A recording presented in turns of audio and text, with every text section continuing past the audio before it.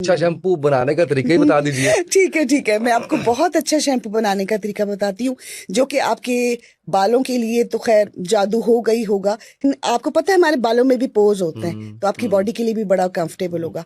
अच्छा, आंवला, रीठा और सिकाकाई, हमारी नानियां दादियां इन्हीं से सर्द होती थी, और आज भी हम बीट नहीं कर सकते उनके बालों को। इतने खूबसूरत, इतने अच्छे, अगर वेवी हैं तो उनके आज भी वेव खत्म नहीं हुए। अगर आंवला, रीठा, सिकाकाई और इसको बूस्ट करने के लिए एलोवेरा जेल। तो आपने आंवला, रीठा और सिकाकाई को रात को भिगो देना। बिल्कुल ठीक है। मैं उसमें क्या करती हूँ, नॉर्मली मैं जो बताती हूँ, मैं कहती हूँ थोड़ा सा ना मेथी दाने का पाउडर भी डाल दें उसमें। सही है। तो उसकी आप खुशबू पे मत जाएं, क्योंकि बाद में अच्छा सा कोई कंडीशनर यूज करते हैं तो उसके साथ वो चली जाती है। तो वो आपने तीनों चीजों का पाउडर बना लें, उसको आप भिगो के रख दें, और सुबह उसका झाग बना होगा, उसको अच्छी तरह उससे अपना सर धोएं। अगर वो आपने शैम्पू से अच्छी तरह सर धो लिया, लेकिन उस शैम्पू को सर धोने से पहले आपने उसके अंदर जो एलोवेरा जेल है वो मैश करके डालना है।